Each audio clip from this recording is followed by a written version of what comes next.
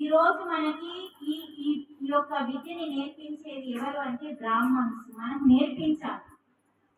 మరి అలాంటి ఒక గొప్ప కుటుంబంలో పుట్టిన ఒక బ్రాహ్మణుడికి అయినా సరే, ఒక కుక్కనైనా సరే, గవి హస్తిని, గవి అంటే ఆవు, ఏనుగు, హస్తిని అంటే ఏనుగు.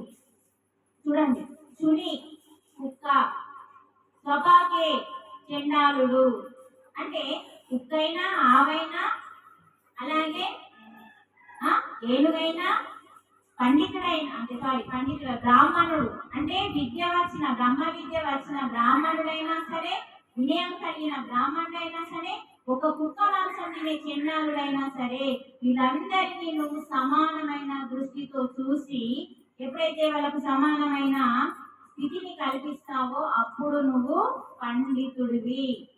నీ దృష్టి సమానంగా ఉన్న